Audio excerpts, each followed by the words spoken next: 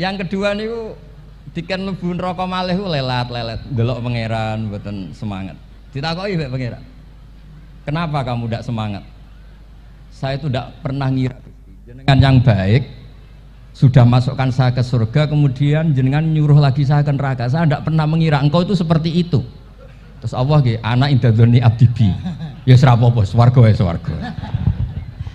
Ini dua ijazah untuk sampean supaya bisa masuk napa?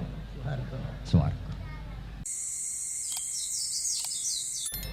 Niki paling kula ngisi nampung 20 menit niku mun top niku mun. Terus katanya niku ahlul ilmi dihormati, tapi nyatane dipeksa.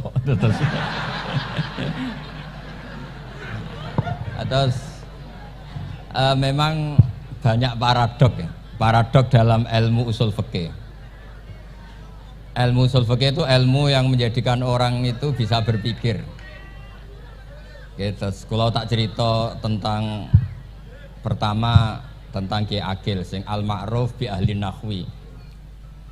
Nahwu riyen di era dulu itu dadekno tiyang dadi wali.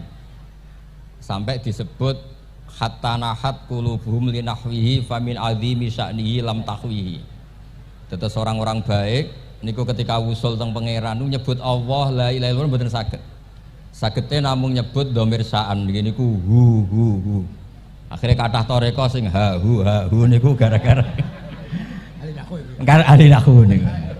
Nah, disebut fa'uribat makna dhamiris syani. Jadi ngelafatkan la ilaha illallah tidak bisa, tapi hu bisa. Mergi ke Jawa niku tukang ngakali, terus hukum niku diakali. Sakjane teke hadis niku mangkana akhiru kalami la ilaha illallah dakhalal jannah. Tapi ada kekhawatiran pas la ilaha mati. Lan la ilaha mati rak radi kaya ateis. Ora ana pangeran maujud mati. Sampeyan kan gak iso janjian mbek Israil. Kan mboten saged weanan, mboten saged kong kali kong. Nah, daripada la ilaha niku resiko karena takut mati pas la ilaha dereng illallah. Terus Ki Jawa mulai nalkin ngangge Allah. Tapi Allah sarasan itu tidak mewakili la ilaha illallah. Akhirnya diambil dhamir sa'an fa'lam annahu la ilaha illallah. Niku asal usulnya. Cuma kebetulan thariqah kita tidak jalur itu, tidak jalur yang lewat dhamir napa? Sa'an. Tapi sementing tadi dawuhe Kiai Mustafa, sementing kita tahu secara ilmu. Terus nomor kalih cerita uzlah wae. Kula memang bener-bener uzlah. Terus kula niku diundang acara-acara publik kemarin di Habib Jindan nggih. Hanya di halaqah ilmiah. Kemarin terakhir beliau ngerayu ini jari marrotan wahidah. Ini saya pegang. Dan itu dicatat di Loh Mahfud. Dan ciri utama kiai itu tidak membatalkan perjanjian. Jenengan jauh marrotan wahidah pas niku. Ben gelem. Terus ngeten kula cerita sithik tentang ilmu yang sering kula utarakan. Di antara kitab yang dipakai guru-guru kita sing dilanggengi Mbah Mun Maus niku kitab Ihya. Kula dari sekian cerita Ihya yang paling kula kenang niku bahwa ternyata Allah itu andaikan boleh dibahasakan niku cara berpikir tuh dalam bahasa tafsir disebut tanazul. Tanazul niku wong ben kaya orang kebanyakan. Saya ulang lagi supaya orang tuh kayak orang nopo kebanyakan. Ada dua ahli neraka yang dipanggil, yang satu ditakoki, "Cung ning neraka piye rasane?" "Syarru makan, mboten enak Gusti." Terus mbek pangeran diken balik, "Ya wis kono cung mlayu balik nang neraka." Niku tiange lari kencang, sekencang-kencangnya. Semangate seneng ambek kon balik ning neraka. Ditakoki mbek pangeran, "Lho cung kon mara neraka kok seneng?" "Kula nu pun kapok Gusti, kula nu nyesal ketika di dunia nak jenengan utus niku lelat-lelet. Niki kula tobat dengan bukti dikan jenengan teng neraka kula mlayu." Lho pangeran akhirnya haru, wong kok semangate mlebu neraka kaya ngono. Mergo diperintah pangeran. Ya terus niki ijazah jenengan akan mlebu neraka jenengan sing semangat nggih. Karena zaman ning donya sering diperintah Allah mboten napa? Semangat. Nah niku kemungkinannya dibarno, kemungkinannya dipanggil. Lah yang niku terus dipanggil oleh Allah. Ya wis kaya wong apik, tak kongkon nurut tenan, semangat tenan, terus diken mlebu swarga. Nah niku ijazah pertama nggih. Dinaken mlebu neraka sing napa? semangat. Sing kedua niku dipanggil ku plengaan lelat lelet. Kados kula diutus Gus Mus niki nelpon. Nelpon kula mboten purun akhire ning Bika jare matur Gus Subak. Turuti ya, aku diamuk Bika jare Bapak. Dados niki melibatkan sekian pihak untuk memaksa saya datang ke mriki. Aduh, repot wong sawang kempek niku. Repot nyen repot. Mugi-mugi di sepuro ngoten. Yang kedua niku diken mlebu neraka malih ku lelat-lelet, ndelok pangeran mboten semangat. Ditakoki mbek pangeran. Kenapa kamu tidak semangat? Saya itu tidak pernah ngira jenengan yang baik sudah masukkan saya ke surga, kemudian jenengan nyuruh lagi saya ke neraka. Saya tidak pernah mengira engkau itu seperti itu. Terus Allah nggih, ana indadzoni abdibi. Ya ora apa-apa, swarga wae swarga. Ini dua ijazah untuk sampean supaya bisa masuk napa? Swarga. Terus kita tidak pernah tahu napa Gustofa ngundang kula nyenengno wong akeh ganjaran, napa meksa wong alim dosa, bener ngerti kula carane. Karena dalam ilmu usul fikih, kembali ke usul fikih, kula nu gadah khazanah kathah tentang debate pangeran kalian nabi ini. Kathah, mboten satu dua contoh di beberapa kitab tafsir. Suatu saat kula sering cerita niki, suatu saat Khalilur Rahman Ibrahim itu kedatangan Israel. Kamu mau apa? Mau matikan jenengan? Kata Nabi Ibrahim, harro'aital khalil yumitu khalilah. Mosok aku kekasih pangeran dipateni, mosok orang yang dicintai membunuh yang dicintai. Orang yang mencintai seseorang kemudian membunuh yang dicintai. Tidak ada itu. Akhirnya Israel matur teng pangeran. Cara politiknya ngeten, wau sing cara lagi seneng ngendikan politik. Wani kiai lengser jare beliau. Ono. Nak kula niku ahli tauhid wis pancen kodok kodare ngoten mawon mboten berpikir ruwet-ruwet. Terus Israel kan mboten biasa logika, kan malaikat itu SOP kan, mboten biasa logika. Akhirnya matur tu pangeran, kata Ibrahim, masa kekasih bunuh yang dikasih, masa yang mencintai bunuh yang dicintai. Tapi Ibrahim baru sadar ngadepi pangeran gitu, lebih pinter. Kan ketika Allah fakul lahu, katakan ke Ibrahim, harlo aital khalil yakrohu ayal ko khalilah. Mosok jari seneng aku kok ketemu aku rawani. Jari seneng kok rawani ketemu. Lah niki sampean kepengin mati monggo ngangge ilmu sing niki. Wong jari seneng pangeran kok rawani ketemu pangeran. Jeneng, seneng seneng ketemu. Ibrahim seneng sakit. Yo mati saiki ra apa mati saiki. Terus kedua, niki cerita karena ini pondok ilmu, orang harus biasa pakai logika usul fikih. Politik juga gitu. Nak kiai politik rawan kena syubhat. Tapi nak wong soleh ra oleh politik, kue ridho dipimpin wong fasik-fasik kabeh. Ya, mboten ngerti, mbok sing bener dis pokoke ngoten. Yes, itu memang logika usul napa? Fikih. Logika usul napa? Fikih. Ketika Nabi Adam badhe didamel niku materinya saking bumi.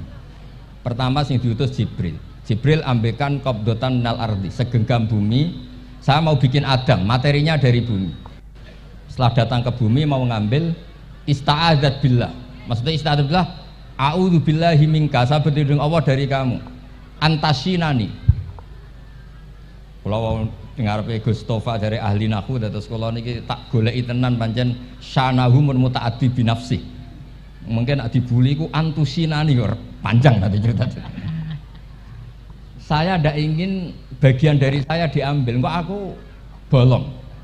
Iku cara bumi itu sudah masalah.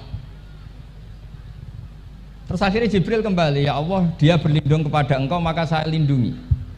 Allah membenarkan Jibril, Mikail juga sama. Tapi ketika Israel, ini Israel itu masalah memang. Ketika disuruh ngambil bumi, buminya ista'adat billah, tetap diambil. A'udzu billahi minka antasinani. Saya berlindung Allah supaya kamu tidak melukai saya, mencidrai saya dengan mengambil bagian dari saya. Kata Israel, wa a'udzu billah alla unaffidhu amroh. Saya juga a'udzu billah diperintah Allah kok tidak kasil. Kudu kasil.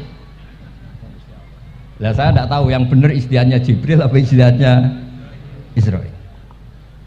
Terus memang sudut pandang.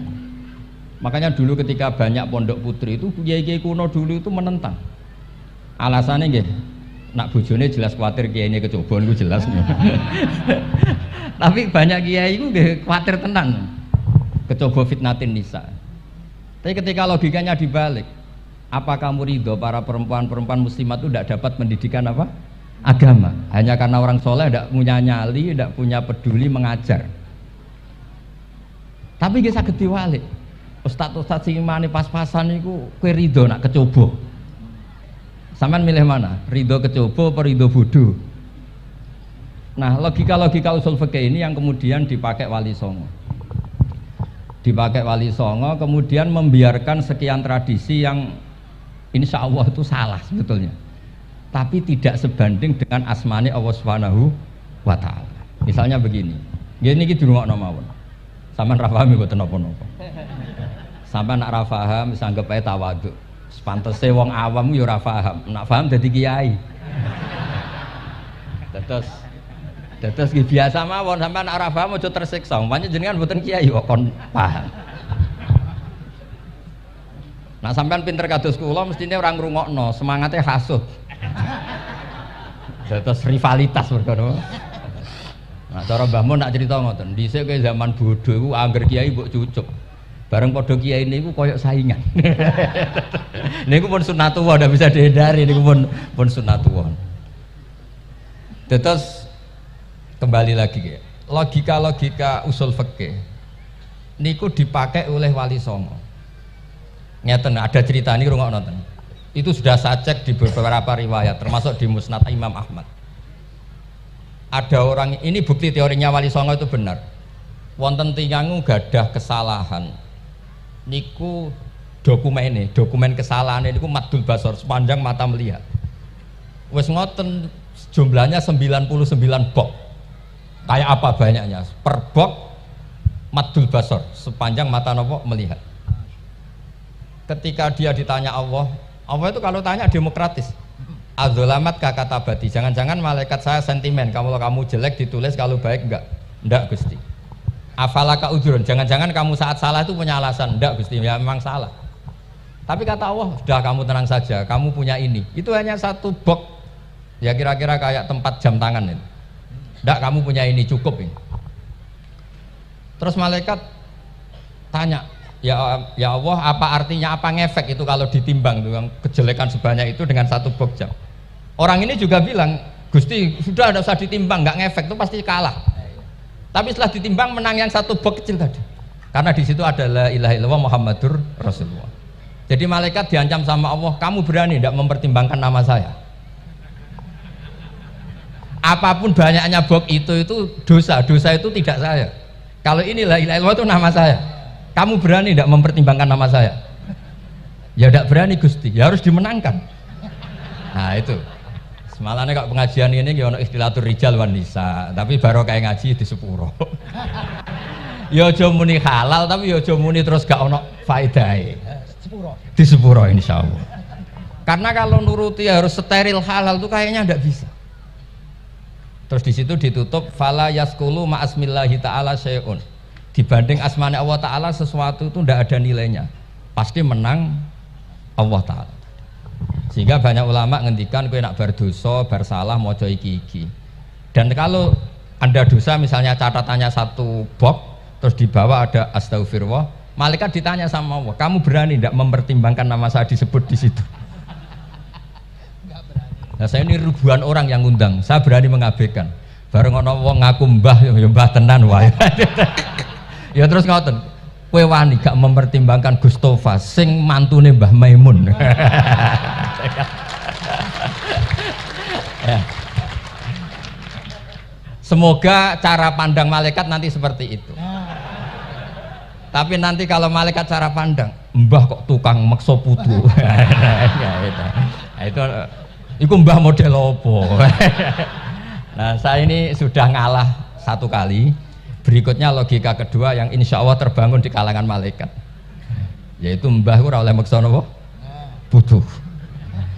Ning dinggon mbah yang baik putune dolanan di barno. Ini ora. Putu lagi asik-asik dolan. Rene. Kon nyapu. Nah, itu udah jenis mbah yang baik. Terus Kalau suwun lah ngaji usul fikih yang serius karena itu menjadikan kita bermartabat. Kulo niku sering lepas jenazah tangga-tangga kulo nggih penggene delok TV, nak bengi nggih ngelamun, ngayal sugih, kadang yo ngapalo tikus sing liwat dhuwure saking ora ana penggawean. Tapi kulo nak lepas jenazah ini orang baik. Sampai bojone protes, "HP opo lho Gus angger bengi iku mau ngelamun ngitung tikus liwat, ngitung apa." Terus kulo matur, "Ngitunge aja ngono, ngitunge tarokal ma'asiya." Wong ning omah itu artinya tidak dugem, tidak melakoni maksiat. Itulah yang menjadikan usul fikih itu ilmu yang sangat terhormat. Coba kalau Anda jadi pakar usul fikih kayak saya, mau kaji betul usul fikih. Orang tidur semalaman jangan bahasakan tarokat tahajud, wa tarokal witro, wa taroka qiyamal lail. Tapi bahasakan taroka zina, wa tarokal ghibah, wa taroka kada wa kada minal ma'asi. Keren buatan? Keren. Kalau kamu udah ahli usul fikih maka kiai kok amen turu, kiai kok guyon suwengi.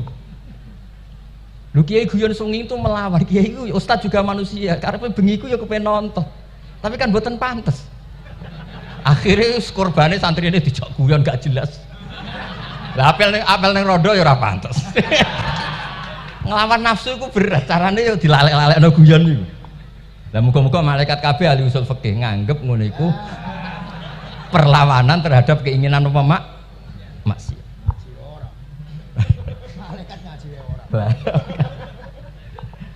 Makanya itu disebut di kitab usul fikih Tanghubul Usul itu izma min mubahin illa wa yatahaqqaqu bihi tarku haramim ma fa'al yalzamu minas sukun tarkul qatli wa minas sukut tarkul ghibah.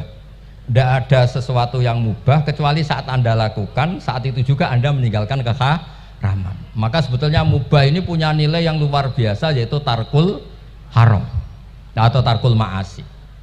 Jadi sawangane sampean nang omah kukar-kukur, mlebu metu, kukar-kukur meneh, mlebu metu, bariku turu angop, ngorok. Nah, semoga malaikat ini al-usuli sehingga ngitung itu hadza tarokal ma'asiya kullaha. Hebat. Ini orang yang tinggal napa? Maksiat. Tapi nak malaikat itu jenis rada ekstrim. Alumni kempek suwengi ra tahajud ora witir ku alumni opo? Mulane kalau niku ngaji usul fikih terus supaya diperdengarkan ke malaikat. Supaya teorinya pakai usul napa? Fikih. Jadi kalau melihat kita melakukan mubah niku dihitung tarkul napa? Ma'as. Nah, ini pentingnya ngaji. Kalau nate ditanya sama seorang dosen, "Gus, masa iya Quran yang katanya mutu semutu-mutunya, kemudian ada ayat kulu washrobu. Mosok urusan mangan, gak usah disuruh orang juga makan. Terus kualitasnya kulu wasrobu itu di mana?" Terus kalau jawab, terus sorokan yang penting wopo, rapat utawa seminar. Ndak ada rapat, ndak ada seminar itu kamu ndak mati, tapi kalau nggak makan itu mati. Penting mana? Ya penting makan. Lah iya, jadi orang itu lupa.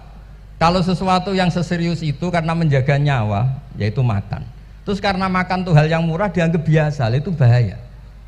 Sehingga sebetulnya yang kita bisa jadi wali lewat hal-hal keseharian, tidak bisa jadi wali karena tadi. Saya punya hadis, ini mudah sekali untuk Anda jadi wali. Bahkan di atas wali lah. Inna woha ta'ala layardo anil abdi. Pakai inna masih pakai lam taukid. Inna woha layardo anil abdi ayyakulal aklata fayahmadahu alaiha aw yasroba syarba fayahmadahu alaiha. Allah itu sangat ridho ada orang makan satu asupan kemudian dia muji Allah. Loh, orang tidak punya alpat itu tidak mati, tidak punya tanah ribuan hektar itu tidak mati, tapi kalau nggak makan sesuap nasi mati. Penting mana? Penting makan. Tapi gara-gara kamu tamak untuk syukur nunggu punya alpat, untuk syukur nunggu punya tanah banyak, Anda ini bodoh. Mau syukur saja syaratnya kok banyak. Jadi sebetulnya kalau kita mau jadi wali itu cukup setiap makan itu kamu syukur. Fayahmadahu alaiha. Au yasroba syarba fayahmadahu alaiha. Makanya wali-wali dulu kalau didik raja yang sedang berkuasa itu ditanya, kamu raja besar, punya pengaruh besar. Andaikan kamu di padang pasir dan kemudian Anda tidak mendapatkan air sama sekali, apakah kamu menggantikan kerajaan kamu demi beli satu seteguk air? Iya, akan saya beli karena saya kalau tidak minum mati. La tafrah bimulkin la yusawi jar'atamain. Kamu jangan bangga dengan sistem kekuasaan yang tidak senilai dengan seteguk air. Orang nggak jadi raja itu nggak mati, tapi kalau nggak minum mati. Terus akhirnya dosen itu tahu, wah berarti Kulu Wasrobu itu luar biasa Gus, ya, sangat luar biasa. Makan dan minum itu luar biasa. Makanya terus adat kiai mertamu mangan. Kalau tadi baru datang kon mangan, di sini ya ada mangan. Ya sanggep aja itu proses jadi wali ngoten Pak. Jadi segampang itu jadi wali. Nah kemudian gara-gara torekoh terus jadi wali ku repot kon maca 10.000 wiridan kon opo. Kesuwen nih cara-cara kesuwen. Karena ini partai gak torekoh tadi. Dulu abahnya Mbah Maimun Mbah Zubair itu kalau disuruh wiridan lama-lama itu nggak mau. Sementing diridani pangeran, maca kok akeh-akeh. Nah, itu partainya partai ahlul ilmi. Ya partainya partai ahlul apa? Ilmi. Nah kemudian karena saya ini nekuni tafsir ya, itu saya kepengen ya, menggerakkan supaya ilmu Quran itu menarik. Caranya apa? Cari sisi ekstrimnya. Kalau bolak-balik, kenapa sih orang nggak janggal? Nggak janggal itu udah iskal. Quran itu kan kalamu Allah. Salah lagi Quran itu kalamu Allah. Masa iya Allah yang Tuhan kemudian ngendikan iya kana budu wa iya kanas tai. Kepadamu aku menyembah. Masa Allah ngendikan gitu pada kekasihnya Nabi Muhammad. Padahal Allah itu al-ma'bud bukan abid. Allah yang disembah bukan yang menyembah. Semua ahli tafsir, saya bukan bilang sebagian, semua ahli tafsir pasti ngendikan begini. Wa yuqaddaru qabla qaulihi ta'ala iyyaka na'budu qulu. Sebelum iyyaka na'budu itu ada kata yang disimpan yaitu qulu. Jadi iyyaka na'budu itu betul ngendikannya Allah, cuma sudah dikasihkan Jibril kepada umatnya Rasulullah. Jadi Jibril bilang gini ke Rasulullah Muhammad, Muhammad qul iyyaka na'budu. Kemudian Nabi juga bilang ke umatnya qulu iyyaka na'budu. Jadi ini kalamu Allah yang sudah milik kita. Nah berhubung milik kita, kita sah mengatakan iya karena kalau tidak janggal, masa iya Allah berdoa ihdinas siratal mustaqim, tunjukkan kami jalan yang benar. Lah kalau ihdinas siratal mustaqim kalamu Allah berarti kan Allah yang berdoa. Nah, sehingga semua tafsir bilang sama, wa yuqaddaru qabla qauli ihdinas siratal mustaqim qulu. Nah, terus ada mufassir lain bilang jangan mulai iya karena butuh ya semuanya, mulai bismillah, qulu bismillahirrahmanirrahim. Masa iya Allah sendiri yang bilang bismillahirrahmanirrahim. Nah, dengan tafsir seperti ini terus kita akhirnya lagi-lagi kembali ke usul fikih, kembali ke balaghah, kembali ke nahwu. Kalau ndak, ya Anda akan menafsiri Quran pakai logika Anda sendiri. Sampai ada mungkirus sunnah. Pokoknya sementing kembali ke Quran. Orang roh Quran itu kayak apa?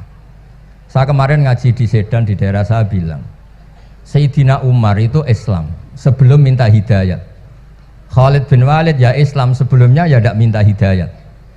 Lah itu kan janggal, padahal katanya Quran itu hudal lil muttaqin, petunjuk bagi mereka yang takwa. Padahal tidak ada sabkut takwa untuk Umar. Umar tidak pernah takwa, tapi nyatanya Islam. Bahkan dia masuk ke rumahnya Zaid bin Arqam itu mau bunuh Nabi, mau nyari Nabi, bukan mau Islam.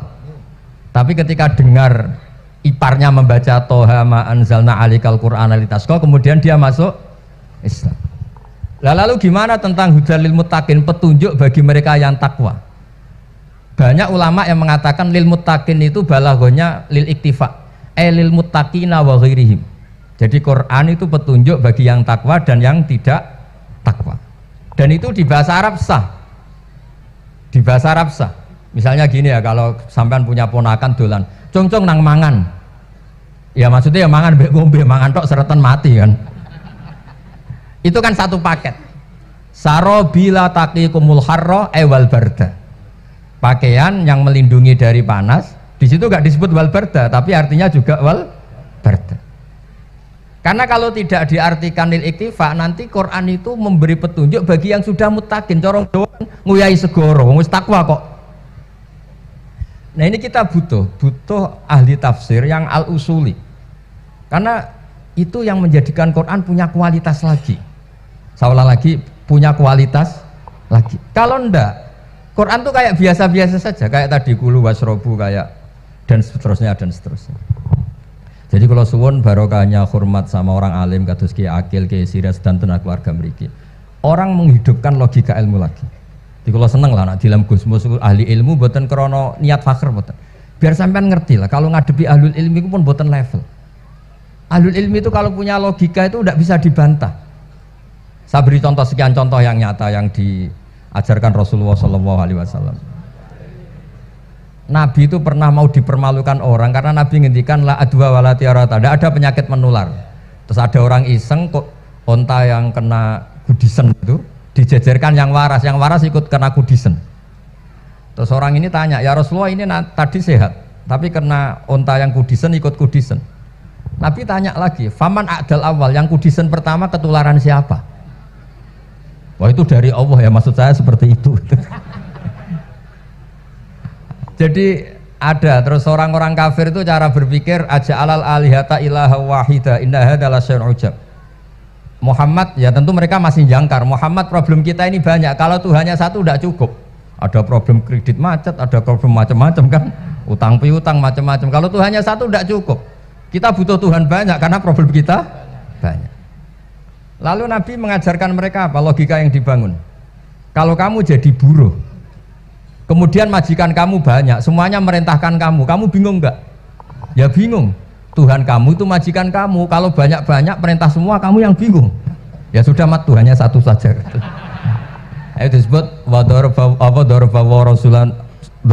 masalah rojulan fihi syuraka umutasakisuna wa rojulan salamal lirrajul.